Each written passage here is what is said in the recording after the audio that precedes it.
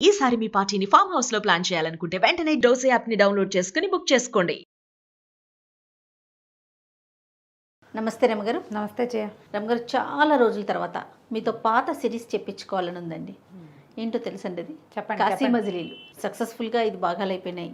మళ్ళీ కొత్తది స్టార్ట్ చేద్దాం రమగారు. చాలా మంది కామెంట్స్లో కూడా అడుగుతూ ఉన్నారు, ఏ కథ చదువు విన్నా కాశీ మజిలీ చెప్పండి అంటారు. అలాగే అడుగుతుంటారు. ఈ కథ బాగుందో లేదో పొరపాటును కూడా చెప్పరే. రన్ అవుతున్న కథనా? రన్ అవుతున్న కథ గురించి మాట్లాడకుండా కాశీ మజిలీ పూర్తి చేయండి, కాశీ మజిలీ పూర్తి చేయండి. అలా కొన్ని ప్రత్యేకమైన పేర్లతోటి కూడా కనపడతాయి. వీళ్ళు 57వ మజిలీలో ఉన్నారు.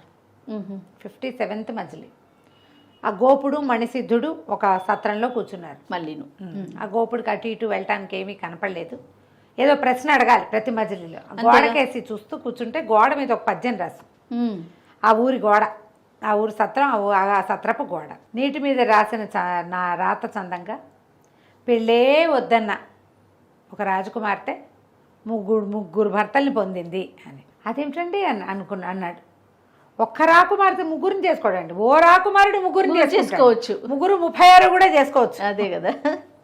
80,000 మందిని పెళ్లి చేసుకున్న కథ ఒకటి చెప్పుకున్నా. అవునవును అవును. ఒకటే రాజకుమార్తె పెళ్లి వద్దు అన్న ఆవిడే ఓ పెళ్లి చేసుకుందంటే ఓకే, 3 చేసుకోవటం ఏమిటండి అని ఆశ్చర్యపోయి అడిగాడు. మణిసిద్ధుడు ఆ మణిని చూసి సాయంకాలం భోజనాలు అయ్యాక ఈ కథ చెప్పాడట. ఈ ప్రాంతం పూర్వకాలంలో, అంటే ఇదివరకు కాలంలో ఈ ప్రాంతానికి, దీనికి గిరిదుర్గం అని పేరు. దీనికి ఇంద్రద్యుమ్నుడు అని ఒక రాజుగారు ఉండేవాడు. ఆయనకి మనోహారిణి అనే ఒక భార్య కూడా ఉండేది. అయితే ఈయనకి చాలా కాలం పిల్లలు కలగల. వాళ్ళు వచ్చి ఆ పూజ చేయమన్నారు, వీళ్ళు వచ్చి ఈ పూజ చేయమన్నారు, ఎవరో వచ్చి ఇంకెక్కడికో వెళ్ళమన్నారు. ఇక అక్కడికి ఎక్కడికి వెళ్ళినా సంతానం కలగలేదట. ఒక దశలో ఆయనకి ఇచ్చి నేనేం చేయను, ఇవన్నీ ఎందుకు చేయాలి, పుట్టకపోతే పోని అనిపించింది. రాజు కదా, మనసులోకి వచ్చిన మాట మనకు మళ్ళీ సర్లే అని నోరు మూసుకూరుకోరు. ఆయన ఒక కాగితం రాయించి గోడ మీద అంటిపించాడు, ఒక ఫ్లెక్సీ పెట్టించాడు బయట, బోర్డు. ఫ్లెక్సీలు కూడా అంటించాడేమో మరి. ఏం పెట్టాడంటే, సంతానం కలిగించగలిగే వ్రతం ఏదైనా చెప్పవలసింది, ఆ వ్రతం ఫలితం కనుక చూపించకపోతే దాని ప్రతిఫలం మీరు పొందాల్సి ఉంటుంది. బాగుంది. ప్రతిఫలం నాకు అది ఫలితం చూపించకపోతే ఆ ఫలితం మీరు అనుభవించాల్సే ఉంటుంది.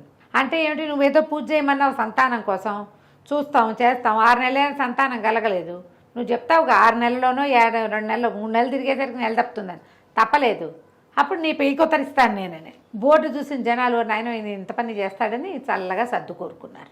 ఎవ్వరూ ఎప్పుడూ ఏమీ చెప్పేవాళ్ళు కాదు. రాజు రాణి పెద్దవాళ్ళు అవుతున్నారు.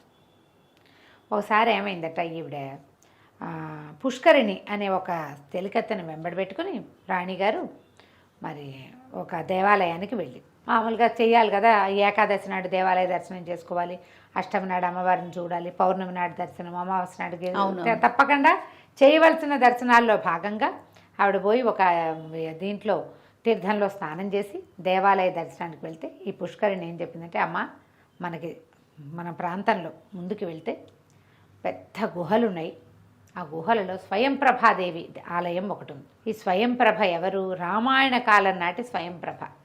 రామాయణ కాలంలో కిష్కింధకాండలో ఆంజనేయుడు వీళ్ళంతా స్వయంప్రభని దర్శనం చేశారు. ఆమె యొక్క ఏమనాలంటే గంధర్వకాంత అలా చెప్పాలనుకుంటా ముని ప్రవృత్తిని అవలంబించింది ఆవిడ.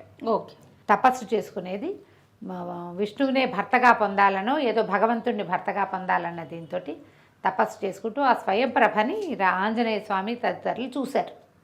ఎప్పుడు సీతాన్వేషణకి వెళ్ళారు కదా, అవునవును, అప్పటి స్వయంప్రభ ఇప్పటికీ కూడా ఆవిడ యొక్క గుహలు ఉన్నాయని, కింద స్వయంప్రభాదేవి ఆలయం ఉందని, అక్కడికి వెళ్ళి నిద్ర చేసి అక్కడేవో నియమాలు ఉన్నాయి, ఆ నియమాన్ని పాటిస్తే తప్పకుండా సంతానం కలుగుతుంది. ఈ మనోహారిణి దేవంది పుష్కరిణితోటి వసే ఎందుకే ఎన్ని చేసాం, ఎక్కడయ్యింది, ఏమీ అవ్వలేదు, పైగా ఇప్పుడు ఏమైనా ప్రయత్నం చేస్తే భర్తగారు ఒప్పుకోడమ్మా, ఆయన పీక ఉత్తరిస్తానంటాడు, వాళ్ళెవరి పీకతో పాటు నీ పీక కూడా పోతే నేనేం చేస్తాను, ఏమీ వద్దమ్మా నాకు అట్టాట అసలు నువ్వు పోయినాయి అవన్నీ విసిగిపోయాను నేనంటే, ఆవిడ అమ్మాయి ఒప్పుకోవాలి పుష్కరిణి, కాదండి చాలా విశేషం ఉంది, ఏనాటి రామాయణము మనకు 2 యుగాల ముందరిది, ఆవిడ ఇంకా ఉండటం ఏంటి, వాళ్ళంతా ఆటవికులు అక్కడ పూజ చేసేవాళ్ళు, అసలు మన విధానం కాదు, మన ఇది కాదు, అక్కడ అసలు సంతానం లేని వాళ్ళే లేరు, ఆమెకు పూజ చేసే వాళ్ళు కూడా ఒక ప్రత్యేకమైన భాష అది మాట్లాడతారు. వాళ్ళని నేను రమ్మన్నాను నీకోసం, వాళ్ళతో మాట్లాడు, వాళ్ళు చెప్పినట్టు చెయ్యి అంటే ఈవిడ నువ్వు పిలిచావు కాబట్టి వాళ్ళని పిలిచి వాళ్ళకి ఏదో ఇద్దాం, అంతేగాని పూజలు గీజలు పెట్టద్దంటే ఆ పుష్కరిని ఒప్పుకోవాలి. అట కాదు ఇట కాదని బతిమలాడింది. సరే వాళ్ళని పిలిస్తే వాళ్ళు పరమాటవికులు, అక్కడది ఏదో విధానం. అదే ఆ అమ్మాయి ఏం చెప్పింది, అమ్మాయి ఏమిటి నీ పేరంటే దురద అని చెప్పింది. దురద అనేసరికి ఈవిడికి నవ్వొచ్చింది. దురద పేరేమిటి, దురద అంటే ఏమిటి అని అడిగింది. సంపబ్బ అని చెప్పింది. దురద అంటే సంపబ్బ, దురద కంటే సంపబ్బ ఏమిటి అసలు, అదేం పేరు?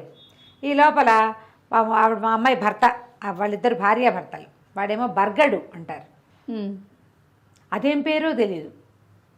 సరే ఈవిడ 2-3 ప్రశ్నలు వేసేసరికల్లా ఇది నా భార అంటాడు, భార్య అన్నమాట. ఈవిడికి భాష వాళ్ళ గోళ ఏమీ అర్థం కాలే. ఆ పుష్కరునితో ఏం చెప్పిందంటే నువ్వు సరిగ్గా అర్థం చేసుకో, వీళ్ళతో మాట్లాడి బాగుంటుంది కథ చదివేటప్పుడు, సరిగ్గా మాట్లాడు, వాళ్ళు ఏం చెప్తారో చూడు, చేయగలిగితే చేద్దాం లేకపోతే లేదు. అప్పుడు ఈవిడ ఇదంతా సాకల్యంగా కనుక్కుని అక్కడికి వెళ్ళి నిద్ర చేయాలట. ఆ దురద అంటే దురద కాదు, అది దుర్గా. దుర్గ అంటే సంపబ్బ అంటే స్వయంప్రభ. ఓహో, దుర్గాదేవి స్వరూపమే స్వయంప్రభ అని చెప్తుంది. వాడి పేరు భర్గుడు.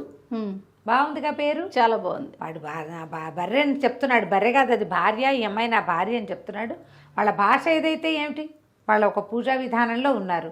అక్కడికి వెళ్తే సరిపోతుంది. మహారాజుని ఒప్పించి అక్కడికి వెళ్ళి ఒక రాత్రి నిద్ర చేయాలి. ఒక 3-4 పద్ధతులు ఉన్నాయి అక్కడ వాళ్ళు చెప్పింది. నిద్ర చేయటం, తర్వాత ఏమో పూజ, ఆ తర్వాత ఏమో బ్రాహ్మణ భోజనం చెప్పారు వాళ్ళు.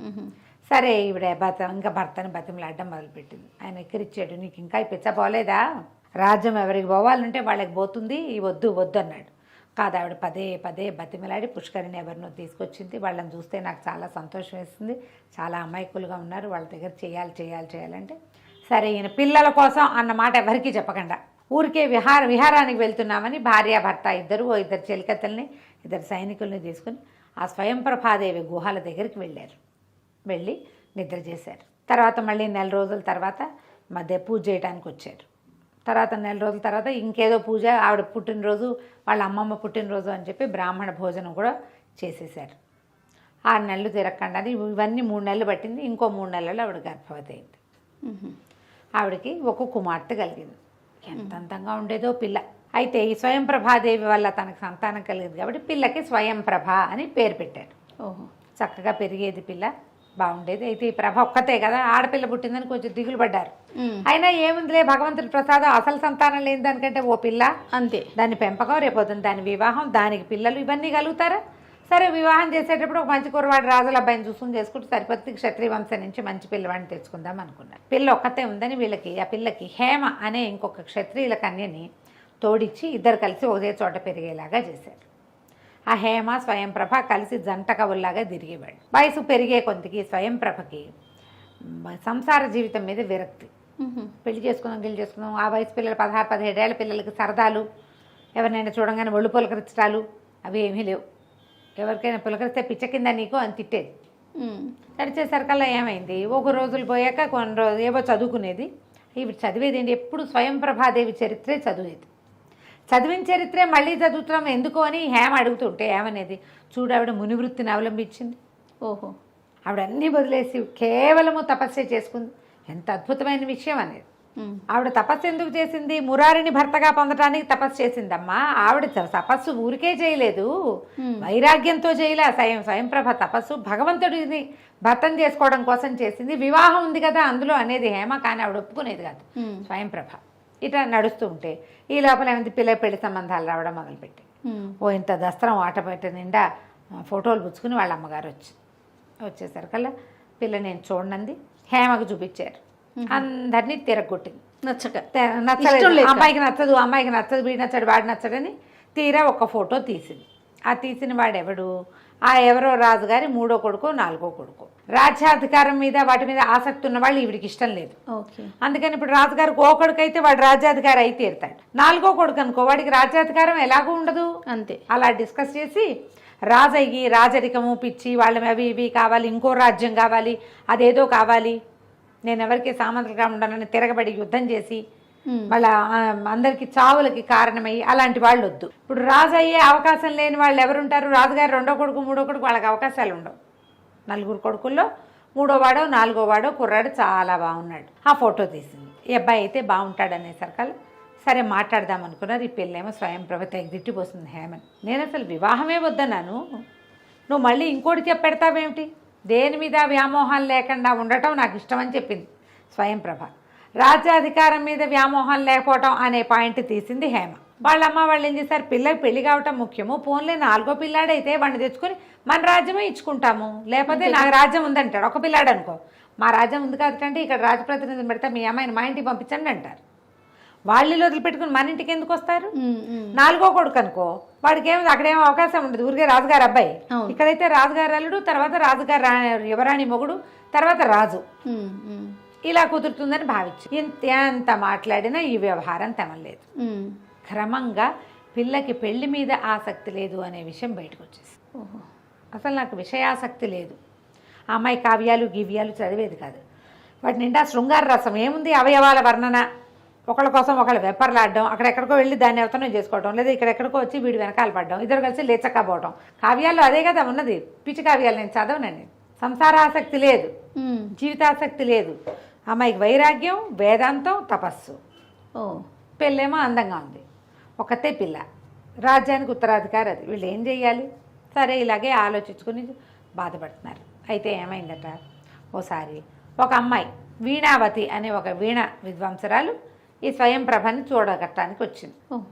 చూడడానికి వస్తే అంటే వీళ్ళే ముందట ఎక్కడికో వెళ్ళేసరికల్లా ఆ అమ్మాయి చాలా చక్కగా పాడుతుంటే అమ్మాయి దగ్గర ఒక అద్భుతమైన వీణ ఉండేది. ఆ వీణ మీద వాయిస్తుంటే ఎంత బాగుండేదో, చాలా అద్భుతంగా వాయిస్తుందని మన దగ్గరికి తీసుకురమ్మంది.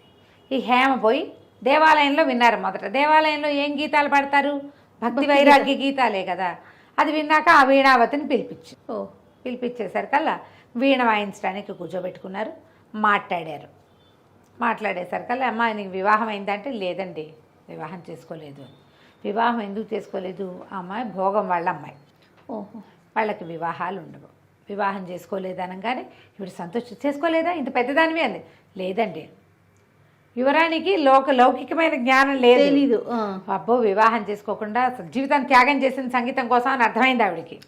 సరే ఏది ఓ పాట పాడు అనగానే ఈవిడేం చేసింది, చక్కగా ఒక శృంగార సంకీర్తన ఎన్నుకొని పాడేసరికి ఇవిడికి ఒళ్ళు మండిపోయింది యువరానికి. పడతా పిచ్చి పాటలు అని ఏం చేసింది, కాలుతో ఒక్క తన్ను దనింది వీణని. వీణ కాస్త విరుగురుకుంది. లబో దిబోమని ఏడుస్తూ వీణావతి వాళ్ళ అమ్మ ఇద్దరు కలిసి ఆ వీణని మోసుకుంటూ ఇంటికి తీసుకుపోయారు. ఆ పిల్ల ఏడవటం మొదలుపెట్టింది. అయ్యో యువరాణి సంగతి తెలియకుండా వెళ్ళామే, రాకాసి ఇట్లా చేసేసింది, ఈ వీణ ఏముంది వీణే కదా అని అంటారు అందరూ. వీణలు ఎన్ని దొరుకుతాయి, ఇలాంటి మేళవింపు దొరికే వీణ ఉంటుందా మనకి? ఇంత పురాతనమైన వీణ, ఇంతమంది పెద్దవాళ్ళు వాయించారు, పవిత్రమైన వీణ, దీని మీద వచ్చినట్టుగా స్వరాలకి ఎక్కడా పలకవు, ఆ రాజుగారి వంశం నిర్వంశంగాను అని తిట్టిపోయటం మొదలెట్టి. ఇంతలో ఏమైంది, రాజుగారే వచ్చారు వీళ్ళింటికి. వచ్చి అమ్మ అక్కడ ఏం జరిగింది, వీణ విద్వాంసరాలను ఇంటికి పిలిచిందంటే మా పిల్లకి ఏదో రాగాసక్తి రసానుభూతి కలుగుతున్నాయని భావించాం మేము. అంటే ఏమీ లేదండి, అమ్మాయికి శృంగార కీర్తనలు నచ్చవు, శృంగారం గురించి ఎందుకు పాడతాం, పైగా నేను పెళ్లి చేసుకోలేదంటే జీవితాన్ని త్యాగం చేసావు ధన్యురాలు అంది. నేను సాని అమ్మాయిని అనే మాట ఆవిడకి అర్థం కాల. పైగా పైపెచ్చి నా వీణ వెరకొట్టేస్తాను నేను వలవలా ఏడ్చింది వీణామతి. ఏడ్చేసరికి అలా ఆయన అన్నాడు, అమ్మ నా పిల్లకి తెలియని తను యువరాణి సంగతి నీకు దయచేసి నువ్వు క్షమించు, నీకు ఇంకొక మంచి వీణ ఇప్పిస్తానని బ్రహ్మాండమైన వీణ ఇప్పించాడు. ఆ బ్రహ్మాండం ఈ బ్రహ్మాండం ముందు పనికిరాదు. సరే అక్కడి నుంచి ఏం చేశాడు, ఇంటికి వెళ్ళి కూతుర్ని కేకలేశాడు. ఏంటి ఇట్లా చేయకూడదు, ఇట్లా తప్పు, ఆ అమ్మాయి జీవితం పాడు చేశారు, అట్లా చూడు వీణ వాయించుకుని బతికేది, వీణ కొట్టామంటే అయ్యో సరే నేను కూడా క్షమించమని అడుగుతానులేండి అని చెప్పి ఓ రోజు పిలిచి ఏం చేసింది, చాలాసేపు మాట్లాడి నన్ను క్షమించు, ఏదో ఉద్రేకపడ్డాను అని ఇగో ఈ రత్నహారం ఉంచుకొని తన మెళ్ళలో ఇంటి ఒక బ్రహ్మాండమైన రత్నహారం ఎత్తి వీణావతి మెళ్ళలో వేసింది. తర్వాత ఏం జరిగిందో మనం వచ్చే భాగంలో తెలుసుకుందాం. నమస్తే.